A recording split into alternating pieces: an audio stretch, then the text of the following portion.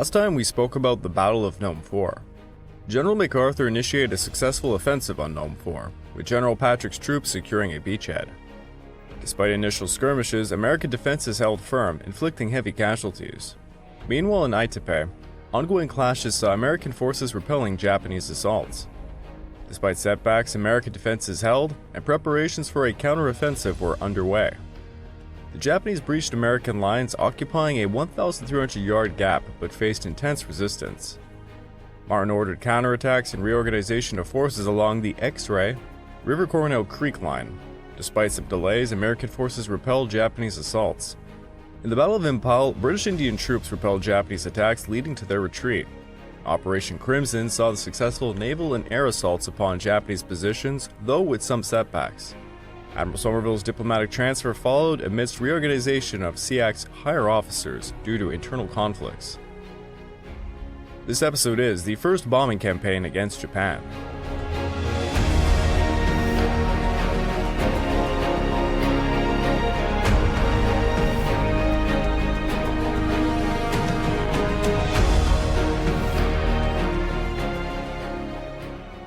Welcome back to the Pacific War Podcast week by week, and I'm your dutiful host, Craig Watson. But before we start, I just want to remind you all that this podcast is only made possible through the efforts of Kings and Generals over at YouTube. Perhaps you want to learn a bit more about World War II? Kings and Generals has an assortment of episodes on World War II, and so much more, so go give them a look over at YouTube. So please subscribe to Kings and Generals over at YouTube and continue to help us produce this content by checking out www.patreon.com/kingsandgenerals. And hey, don't forget about our sister podcast over at The Age of Conquest, The Fall and Rise of China podcast, written and narrated by me. And if after all that, if you're still hungry for some more history, why don't you check out my personal channel, the Pacific War channel over at YouTube. Over there I just released a podcast I did with two friends, talking about the many blunders on behalf of General Douglas MacArthur during his disastrous defense of the Philippines. Also, please check out my Patreon account at www.patreon.com/thepacificwarchannel. Over there, for as little as $2 a month, you get access to the exclusive Patreon podcast, early access to all of my content, and voting rights for what I will tackle next. Give it a look. Our week's story first takes us over to the China Theater. Last time we spoke about China, the 11th Army's progress was halted at Hanyang in early July due to the resilient defense led by General Fang and several shortages of ammunition. General Yokoyama had to pause the offensive until his artillery units could arrive to bolster the siege. Meanwhile, the 64th Division was dispatched to Changsha to relieve garrison duties there.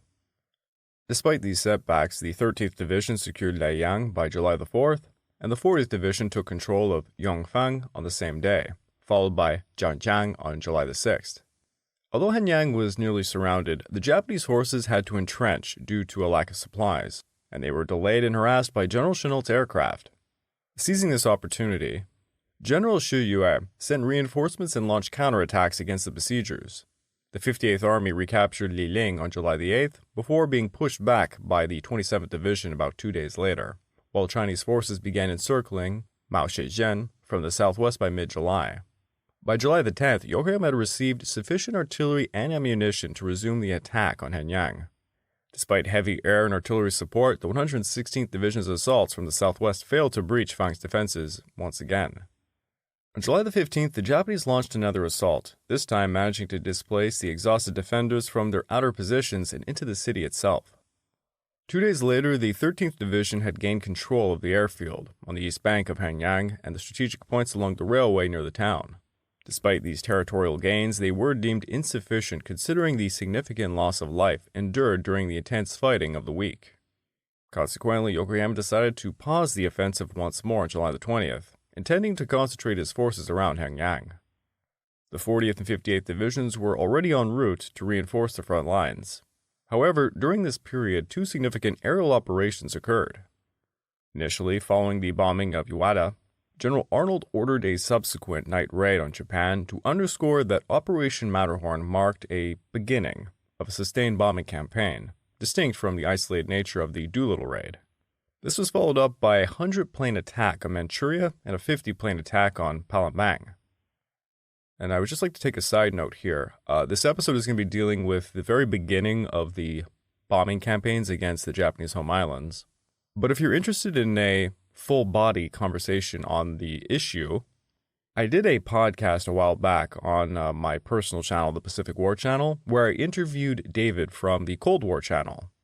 If you go over to my YouTube channel or my podcast channel on all podcast platforms, the Pacific War channel, again, look up the Japanese firebombing campaign with Dave.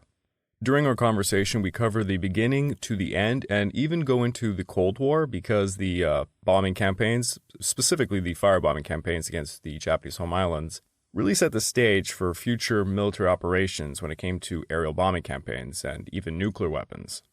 In all honesty, it's one of my better podcasts. I do highly recommend it. Now, 2 days after the Iwata show, General Arnold informed Wolfe that despite the depleted fuel stocks in China, it was essential to increase pressure against Japan. Immediate objectives were a major daylight attack on Anshan, small harassing raids against the home islands, and a strike against Palembang from Ceylon. When Arnold asked for an estimate of the command's capabilities, Wolfe's reply was none too hopeful. With low storage tanks at Chengdu, only about 5,000 gallons worth, he could not with his own resources build up for an all-out mission to Anshan before August the 10th. Ceylon fields would not be ready before July the 15th, and either the Palembang mission or the night raids would delay the Anshan attack. In spite of Wolfe's cautious estimate, Arnold on June the 27th issued a new target directive calling for a 15-plane night raid against Japan by July the 10th, a minimum of 100 planes against Anshan between July the 30th, and a 50-plane mission to Palembang as soon as Ceylon airfields were ready. To meet this new schedule, Wolfe was admonished to improve radically the operations of C-46s and B-29s over the hump. He outlined conditions necessary for fulfilling the directive. They needed to build up his B-29 force, and there needed to be a flat guarantee of ATC hump tonnage. Even when it was decided that the command would get back its 1,500 tons for July, Wolfe's operational plan set up for the Anshan mission for 50 to 60 B-29s, not the 100 as Arnold had wanted. Arnold received this plan on July the 1st, and on the 4th, General Wolfe was ordered to proceed immediately to Washington to take over, quote, important command assignments. 2 days later, he departed. Thus, General Wolfe was, in reality, sacked, leaving General Sanders to assume temporary leadership. Subsequently, on July the 7th, the requested night raid was carried out involving 18 B-29s targeting Sasebo Naval Base, with an additional 6 attacking other sites in Nagasaki, Omura, Yawata, Tobata. Of the 24 bombers, 11 successfully bombed Sasebo using radar. Individual planes struck Omura and Tobata, while the B-29 assigned to Yawata inadvertently bombed the secondary target at Laoyao Harbor. 2 other bombers experiencing fuel transfer issues redirected to bomb Hankow, narrowly missing it by 20 miles. Despite witnessing explosions in all the targeted areas, the damage inflicted on Japanese infrastructure was quite minimal. Only 1 bomber sustained damage, yet the successful attack heightened panic within the home islands. After the disastrous loss of Saipan, it was clear to many of Japan's elites that the war was all but lost. Now Japan needed to make peace before the Kokutai and perhaps even the Chrysanthemum throne itself was destroyed. Hideki Tojo had been thoroughly demonized by the United States during the war. Thus, for the American people, Tojo was clearly the face of Japanese militarism. It was thus inconceivable that the United States would make peace with a government headed by Tojo. British historian H.P. Wilmot noted that a major problem for the Doves was that, quote, Hideki Tojo was the embodiment of mainstream opinion within the nation, the armed services and particularly the army. Tojo had powerful support, and by Japanese standards he was not extreme. Tojo was more of a follower than a leader, and he represented the mainstream opinion of the army. This meant his removal from office would not end the political ambitions of the army, who were still fanatically committed to victory or death. The Jushin, those being elder statesmen, had advised Emperor Hirohito that Tojo needed to be sacked after Saipan, and further advised against partial changes in the cabinet, demanding that the entire Tojo cabinet resign. Tojo, well aware of the efforts to bring him down, sought the public approval of Emperor Hirohito, which was denied. Hirohito then sent a message to the effect that the man responsible for the disaster of Saipan was not worthy of his approval. Tojo then suggested reorganizing his cabinet to retain his position, but he was rebuffed again. Hirohito said the entire cabinet simply had to go. Once it became clear that Tojo no longer held the support of the emperor, his enemies had little trouble bringing down his government. The politically powerful Lord Privy Seal, Marquis Koichi Kido, spread the word that the emperor no longer supported Tojo. Thus, after the fall of Saipan, he was forced to resign on July 18th of 1944. Admiral Yonai Mitsumasa and General Kosho Kunaki were appointed by Hirohito to form a new government, with Kosho ultimately becoming prime minister as Tojo's replacement. Meanwhile, Lieutenant General Shimoyama Takuma's 5th Air Army discovered Chennault's aircraft in 2 Chinese squadrons concentrated at Guilin Airfield on July 13th. Seizing this opportunity, Shimoyama launched a daring raid that caught the Allies off guard, resulting in 80 aircraft destroyed on the ground. Despite this initial setback, Chennault's P-51 Mustangs maintained superiority over the Zero fighter, downing 88 Japanese aircraft in the following weeks at the cost of 27 Allied planes. Over in Hanyang, preliminary artillery bombardment commenced on July 27th as Yokoyama's forces prepared for their final assault. Despite minor attacks in the subsequent days, little progress was made while the Japanese awaited the arrival of the 58th Division. Concurrently, the 27th and 34th Divisions advanced towards Lianhua to eliminate the 58th Army, resulting in heavy casualties and their subsequent withdrawal. By August 1st, Yokoyama had amassed 110,000 troops around Hanyang, along with heavy artillery and mountain artillery pieces. In contrast, only 3,000 exhausted Chinese troops remained there, valiantly resisting despite being cut off for over a month. Now, returning to Operation Matterhorn, Arnold insisted on meticulously planned daylight attacks involving 100 planes to be executed in July. Saunders managed to fit in the Anshan strike at the month's end by delaying Palembang until mid-August. The primary target was to be the Showa Steel Works, this being in Anshan in Manchuria, specifically the company's Anshan Coke plant, which produced annually 379,000 metric tons of metallurgical coke, approximately a third of the empire's total. About half of this was used by Showa's own steelworks, second in size only to the Imperials, and the rest of the various industrial purposes in Manchuria, Korea, and Japan. The secondary target was the Qinhuangdao harbor, whence the coke and coal from the Great Guilin mines was exported to Japan. Other secondary targets was the Daku port near Tianjin, which handled coke, iron ore, and pig iron. As a last resort, bombers were to hit the railroad yards at Jiangshan, a possible bottleneck along the Japanese supply route. Aiming point at Anshan, as Yawata was the battery of coke ovens, and again the bomb load was to set at 8 pounds of GPs per plane. Consequently, on July the 25th, 111 B-29s began staging to China, with 106 successfully arriving 4 days later. However, on July the 29th, only 72 B-29s managed to take off for the Anshan strike, due to heavy rain muddying the runway at Guanghan, preventing the 444th group from launching. Mechanical issues further hindered 11 bombers from reaching Anshan, resulting in 1 bombing Qinghangdao. 2 others targeted Zhenshang, and 4 hit other targets of opportunity. Despite these challenges, the 60 B-29s that reached Anshan maintained formation and bombed from altitudes close to the designated 25,000 feet under clear skies. However, the first wave mistakenly bombed a byproducts plant adjacent to the aiming point, enveloping it in thick smoke. Anti-aircraft opposition was relatively light, with heavy flak damaging 5 B-29s and Japanese fighters downing only 1 bomber, whose crew escaped with the help of Chinese guerrillas. B-29 gunners claimed 3 probable hits and 4 damaged Japanese fighters. The Chinese guerrilla forces aided in rescuing that stranded bomber was near Ankang. The plane was on the ground for 5 days, while an engine, spare parts, tools, and mechanics came in by C-46 from Hixing to effect an engine change and other repairs. Air cover was furnished by the 14th Air Force fighters, who shot down a Lily bomber during a night attack. With full assistance from the Chinese and American garrisons in Ankang, the B-29 took off on August the 3rd and returned to Chuanglai. Another B-29 crash-landed in Vladivostok.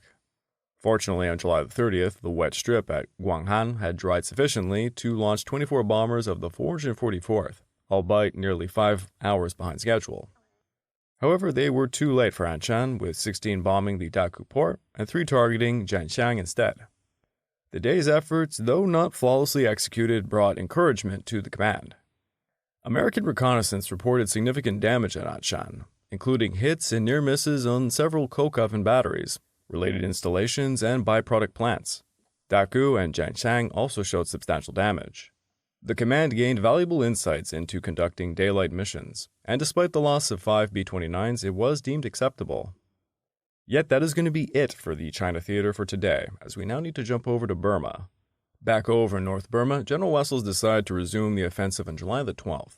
Following heavy air and artillery bombardment, a coordinated attack was launched, supported by 39 B-25s and the 88th Fighter Squadron, which successfully dropped 754 tons of bombs over Mitkinya. However, approximately 40% of the bombs landed among American troops north of Sitapur, resulting in heavy casualties and confusion. Consequently, the coordinated attack stalled with minimal gains by the 88th and 89th Regiments. Subsequently, Wessel's forces reverted to patient day-by-day advances, pushing back Japanese forces gradually. The tightening grip around Mitkinya was evident, with previously separated units now in close contact, preventing Japanese movement. Further south, General Stilwell directed the weary Chindit brigades to converge on Sauma, where they would eliminate the 18th and 53rd Divisions. West African troops fought for control over Hill 60 to the north, while the depleted 111th Brigade engaged in battles at Tongni and the heavily fortified Point 2171. Stilwell also ordered the 300-man 77th Brigade towards Mitkinya, but Brigadier Calvert opted to cut off radio communications and he withdrew his men to Gamang, eventually evacuating them to India. After returning back to Allied lines, Calvert and Letang drove to Stilwell's headquarters where they found the general at a table with his son and Boatner.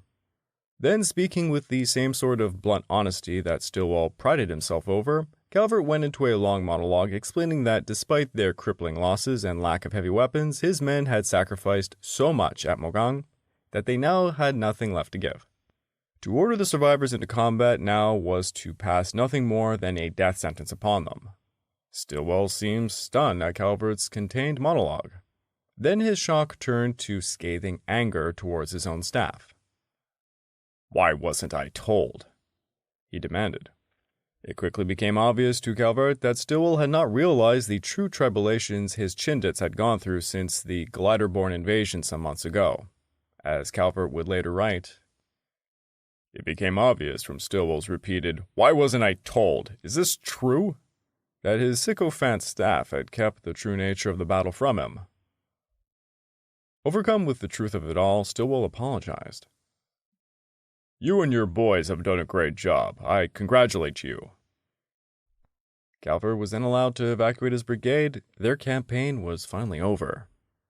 The other brigades nearing the edge of their endurance didn't experience the same fortune, and they had to persist in battling against the determined Japanese defenders. With morale faltering, Major Master's only opportunity for success came through a bold flanking attack on July the 9th led by Company C of the 3 and 9th Gurkhas. As the Gurkhas fell back in disarray, savaged by machine gun firing straight down the ridge upon them, the surviving men scattered, diving into the jungle. Major Gerald Blaker moved out alone, firing his M1 carbine, yelling, "Come on, C Company!" Seeing him, the Japanese threw grenades. Braving the blast despite an arm savaged by shrapnel, he charged upon the Japanese. At that very last moment, the enemy gunners found the range, and a volley of 7 bullets plunged into Blaker, who fell against a tree, bleeding profusely. He turned his head to call upon his men. "Come on, C Company, I'm going to die. Take the position." The Gurkhas then surged forward, bayonets glinting into the dull light, crying out, "Ayoy Gakali, the Gurkhas have come." Thus, Point 2171 fell into Allied hands. 50 Japanese were dead, counted upon the summit. Major Gerald Blaker sacrificed his life during the assault, and he earned the posthumous Victoria Cross. Shortly thereafter, the 14th Brigade relieved the exhausted 111th, which now consisted only of 119 fit men. And on July the 17th, Stilwell finally authorized the evacuation of Master's men. Thankfully, the Season 36 Division under Major General Francis Vesting would arrive to the frontline area to replace the depleted Chindits by the end of July, enabling General Letang's remaining forces to be brought back to India. The last to depart were the West Africans who assisted the British in capturing Hill 60 on August the 5th, prompting the Japanese to withdraw towards Pimbao and then to Mahun. Since the inception of Operation Thursday, the Chindits had suffered 5,000 casualties, including killed, wounded, or missing, 3,800 of them after Wingate's demise. Their unconventional warfare had effectively diverted numerous potential reinforcements away from Impal and Mitkinya, severed the 18th Division's supply line, rendering its holding operation futile, and highlighted the importance of air supply as the sole means of sustenance during military campaigns, a lesson pivotal in the 14th Army's subsequent offensives. Now shifting our focus over to Yunnan, by the beginning of July, General Wei's Y Force had successfully halted General Matsuyama's counteroffensive in the Longling region. General Kwabe's Burma Area Army was formulating strategies to address the impending aftermath of Operation Yugo's unfavorable results.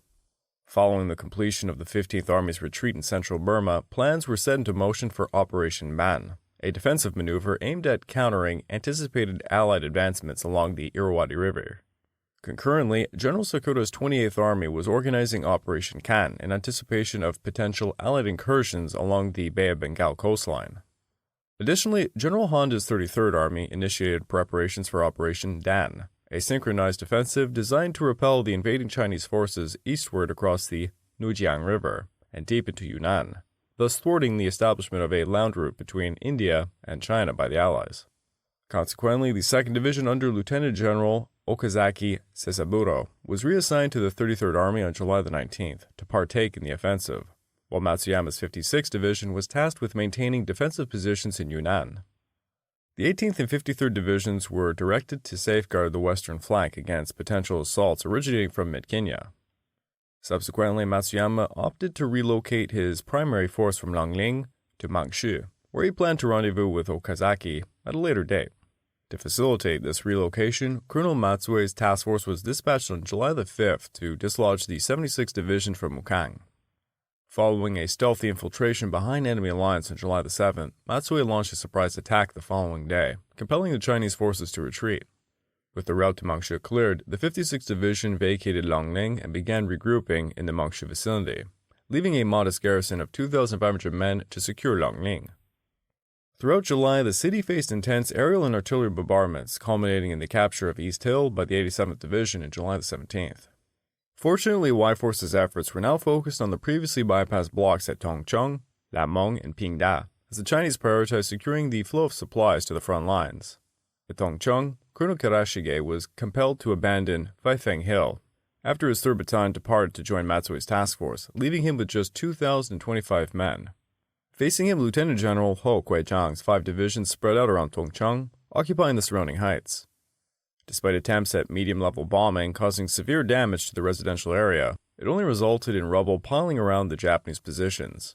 Thus entrenched in their dugouts, the Japanese remained steadfast and successfully repelled Chinese attacks, with the Chinese managing to take Kaliang Hill by only July the 9th. Meanwhile, from the south, the 2nd Reserve Division severed Tongcheng from Longling and initiated unsuccessful assaults against Laifang Hill. By mid-July, with the city completely encircled, Wo was poised to launch a coordinated assault, but heavy rains delayed the operation. Concurrently with the arrival of the 8th Army at Lameng, General Song aimed to continue its attacks against Major Kenimitsu's garrison. Following a night-long artillery bombardment, the 1st and 39th Divisions fiercely assaulted Japanese positions on July the 5th, successfully overrunning some of them and destroying Kenimitsu's main water reservoir. However, despite ammunition shortages, Japanese counterattacks pushed them back to their original positions by nightfall. In the 2nd week of July, Song deployed the 82nd and 103rd Divisions for an attack against Kenimitsu's southwest defenses, initially achieving success but ultimately being repelled by Japanese counterattacks. In the meantime, the Pingda garrison, devastated by cholera, was reaching its breaking point. Consequently, the Matway force was dispatched to provide relief on July the 11th, successfully reaching their designated gathering point northwest of Pingda after a challenging 2-day march. On July the 13th, Matsui's initial assaults only secured the forward positions of the 226th Regiment. However, the following day, they managed to breach the Chinese defenses, delivering much-needed supplies to the Pingda garrison and evacuating its sick patients. Having performed its mission, the Matway Task Force started its return trip on the morning of the 15th of July. The following evening, an enemy group was discovered near Chongchai, and the task force prepared to attack. Just before the actual launching of said attack, Colonel Matway received a message from the divisional headquarters stating, "A powerful enemy force is advancing towards Mangshu. The Matway force will return as soon as possible." Now over to the north, Song opted to halt the sporadic attacks and he initiated a synchronized assault with his 4 divisions on July the 23rd. Backed by intense artillery fire, the Chinese exerted significant pressure, eventually overrunning the Hondo position by the end of July. Only the timely intervention of Japanese fighters halted the offensive. Further north, following the subsiding of the storms and the heavy aerial bombardment, Ho finally launched a general offensive on July the 26th, supported by artillery and motor. Moving swiftly and with strength, the Chinese successfully demolished all fortifications at Lafang Hill, compelling the Japanese, grappling with ammunition shortages and heavy casualties, to abandon their outposts in the vicinity. The Chinese attack that followed revealed that previous experiences with Japanese positions had not been wasted. The Chinese infantry moved off quickly, on time, and as a whole regiment, rather than in squads committed in piecemeal. Motor and artillery fire was brought down speedily on suspected Japanese positions, and the infantry took full advantage of it by advancing again the minute it lifted. Having taken one pillbox, the Chinese infantry kept right on, going rather than stopping to loot the rest. At nightfall, they were on top of a mountain and had taken a fortified temple at its summit. After mopping up the next day, the Chinese tallied about 400 dead Japanese. They themselves had lost 1,200. Nevertheless, the speedy capture of Lafang Hill was a brilliant feat of arms and dramatic evidence of the capabilities of Chinese troops when they applied proper tactics. While the simultaneous attack on the southwest wall of Tongcheng did not breach the massive wall, the Chinese now held a solid position in the sphere cluster of mud huts just outside said wall. Yet that is going to be it for today for the Burma-Yunnan front, as we are now heading over to the Marianas. As we remember, Admiral Spruance devised a plan to initiate the invasion of Guam and Tinian, following the capture of Saipan. Tinian's strategic significance stemmed from its close proximity to Saipan, and its relatively flat terrain, making it more suitable for bomber airfields compared to its mountainous counterpart. However, its natural features also pose challenges for a seaside landing, with most of its coastline characterized by steep cliffs. Consequently, the American forces had limited options for landing. The well-defended beaches of Tinian Town, particularly the northeast Yellow Beach at Asiga Bay, or the less fortified but narrow White Beaches on the northwest coast. However, the latter option risked congestion and immobility due to confined space. After assessing the landing beaches firsthand, they opted for the latter, anticipating lower resistance. General Smith's North Landing forces were tasked with the operation, although there were some changes of the chain of command. Smith was appointed commander of the Fleet Marine Force, Pacific, overseeing all Marine Corps combat units in the region. General Schmidt assumed command of the 5th Amphibious Corps and the North Landing Forces, while Major General Clifton Cates replaced him as commander of the 4th Marine Division. Additionally, Admiral Hill assumed command of the reorganized Northern Attack Force for the amphibious assault. The strategy outlined for Cates' 24th and 25th Marines to land on the White Beaches on July the 24th, securing a beach line encompassing Five-Bissant Hilo Point, Mount Lasso, and Asiga Point. This offensive would receive heavy artillery support from Saipan, as well as backing from carrier-based aircraft, Escalated airfield-based planes, and naval gunfire. One of the main justifications for the final decision to land over the unlikely beaches on the northwestern shore of the island was the feasibility of full exploitation of artillery, firing from Saipan. Consequently, all of the field pieces in the area except for the 4 battalions of the 75mm pack howitzers were turned over to the 14th Corps Artillery during the preliminary and landing phase. General Harper arranged his 13 battalions totaling 156 guns and howitzers into 3 groupments, all emplaced on southern Saipan. Groupment A, commanded by Colonel Raphael Griffin of the United States Marine Corps, consisted of 5 105mm battalions, 2 each from the Marine Divisions and 1 from the 5th Amphibious Corps. It was to reinforce the fires of the 75mm pack howitzers to be ready to move to Tiananmen in order. Groupment B, under the 27th Division's artillery commander, General Kernan, was made up of all of that division's organic artillery except for the 106th Field Artillery Battalion. It was going to reinforce the fires of the Groupment A, and also to be ready to displace to Tiananmen. Groupment C, commanded by General Harper himself, contained all the howitzers and guns of the 24th Corps Artillery plus the 106th Field Artillery Battalion. It was to support the attack with counter-battery, neutralization, and harassing fire before the day of the landing, to deliver a half-an-hour preparation on the landing beaches immediately before the scheduled touchdown, and execute long-range counter-battery, harassing and interdiction fire. Concurrently, General Watson's 2nd Marine Division would stage a feint near Tinian Town before landing behind the main assault force post-beachhead establishment. Meanwhile, General Greiner's 27th Division would remain on standby in Corps Reserve, ready to embark on landing craft at a short notice. A notable logistical innovation for Tiananmen involved a dual shuttle system to prevent congestion. Loaded trucks and athlete trailers shuttle behind Saipan's base supply dumps and Tiananmen's divisional supply depots, while amphibious vehicles directly transport supplies from ship to shore to divisional dumps, aiming to minimize beachhead handling of supplies. Additionally, General Geiger's 3rd Amphibious Corps, consisting of the 3rd Marine Division and the 1st Provisional Marine Brigade, assisted by Admiral Connolly's Southern Attack Force, were tasked with capturing Guam. Due to the formidable coastal defenses, Geiger's plan necessitated landing north and south of Apra Harbor on July the 21st, bypassing the heavily fortified Orote Peninsula.